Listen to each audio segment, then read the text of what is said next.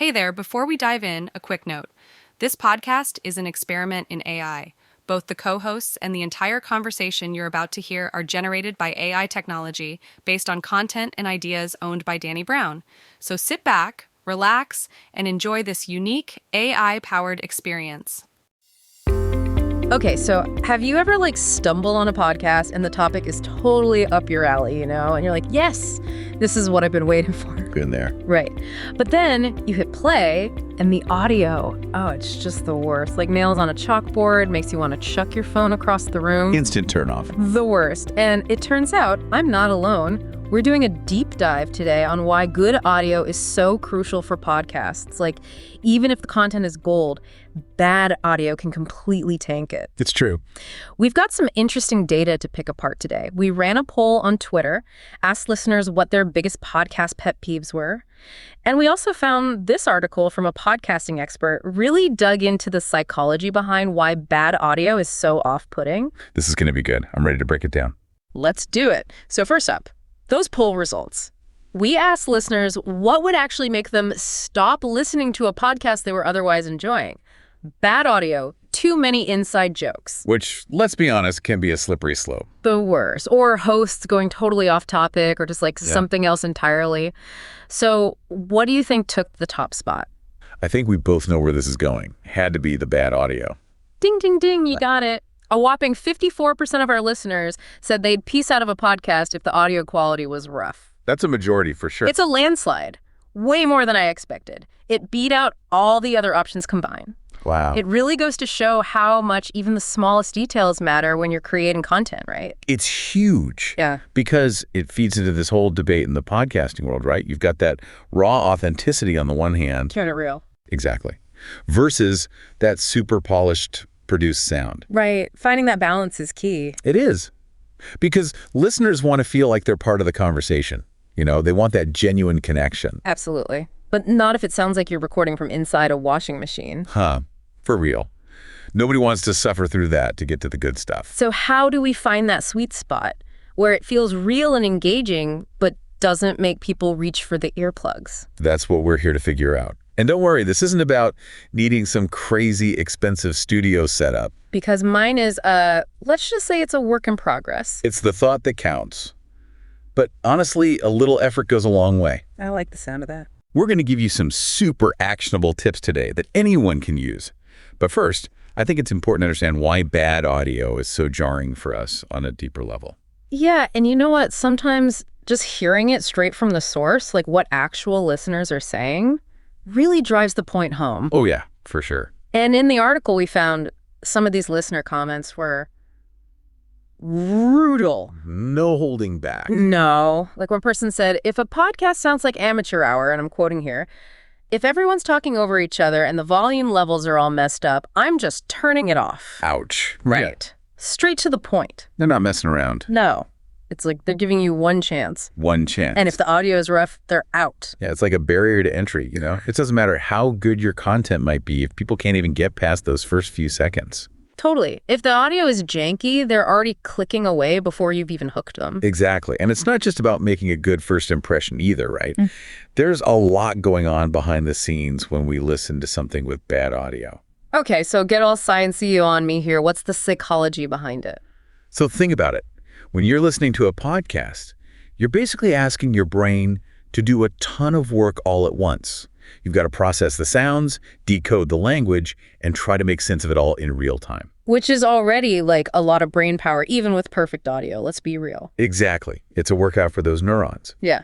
Now imagine trying to do all of that when the audio is full of static, those weird hissy sounds, or the volume is up and down, up and down. Oh, the worst. It's like trying to have a conversation at a super loud party where everyone's talking over each other. The worst. My brain is already fried just thinking about it. Right. Your brain literally has to work overtime just to try and filter out all that extra noise and actually understand what's being said. No wonder I feel exhausted after listening to a podcast with crappy audio.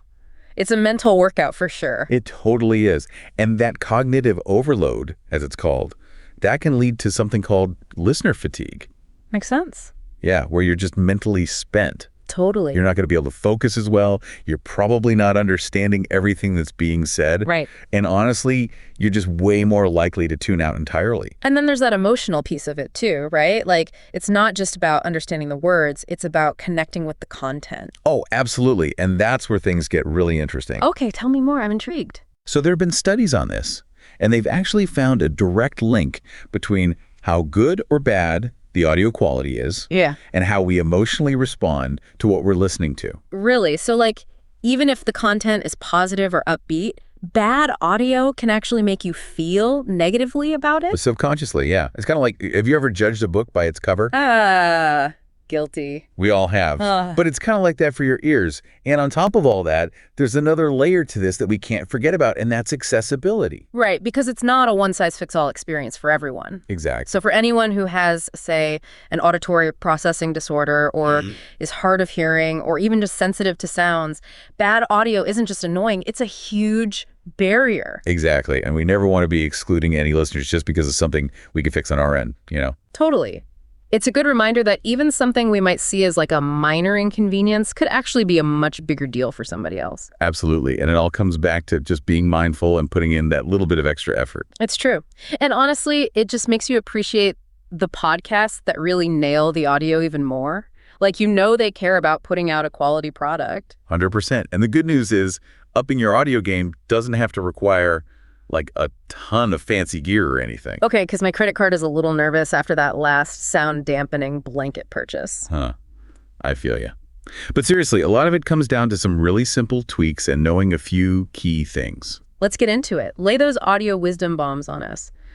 What are some of the easiest wins for better audio? So the podcasting expert we mentioned had a bunch of good advice. First up, your microphone choice. Okay, now this is where I get lost. Is it like condenser versus dynamic? Help me out here. Don't worry, we'll keep it simple. You've got the right categories, though. Yeah. So dynamic microphones, those are like your trusty sidekick. Love a good sidekick. Right. They're super durable. They're not too picky about where you use them. And they're really good at just focusing on your voice, even if your recording space isn't exactly a sound booth. Perfect for those of us who haven't quite built that backyard studio yet. Exactly. Condenser mics, on the other hand, these guys are like the sensitive friend. We all have one. Right. They pick up on everything, which can be awesome for like a super rich, detailed sound, but they also pick up on like the dog barking 3 houses down. You got it. Every little sigh, every car alarm, it's all going in the recording. Okay, so microphone choice, check. But what about the actual recording space itself? Like, even if you've got a decent mic, there's always that weird echo or background hum that sneaks in. Ugh, the worst. But you've hit on another super important point, which is treating your space for sound. Okay, spill the secrets. What are we doing here? Because let me tell you, my apartment has more echo than a cave right now. More blankets, more pillows. Hey, I'm ahead of you on that one. You get it. But for real, you can do a lot without spending a fortune. The goal is to reduce those sound reflections that bounce off hard surfaces. Got it. So like walls, floors, windows, all that jazz. Exactly. And those reflections create that echoey sound that makes your audio sound kind of muddy. Okay, that makes sense. So what are we doing? Covering everything in pillows like a pillow fort? Close. Think blankets, rugs, even like strategically placed bookshelves can help. Basically anything to break up those hard surfaces and absorb some of those sound waves. It's like interior design for your ears. Right. And you can get creative with it. One of my favorite tips is to use one of those clothing racks, like the freestanding ones, and drape a thick blanket over it. Like a DIY vocal booth. I love that. It totally works. Okay, so we've got our microphone sorted, our recording space is looking good. What's the final piece of the audio puzzle? Hit me with it. Editing, my friend.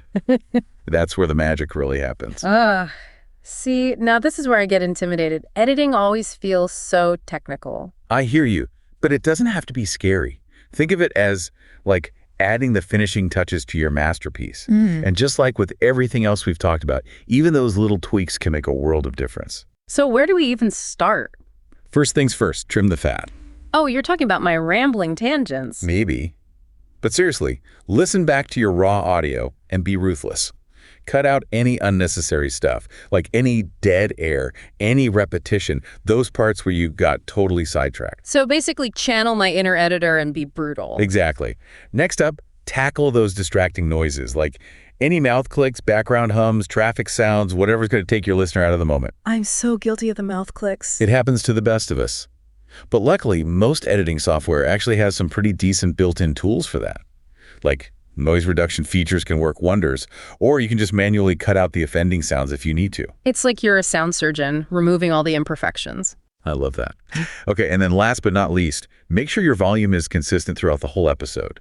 Like, you don't want people constantly fiddling with their volume knob because one host is super loud and the other one sounds like they're whispering from a mile away.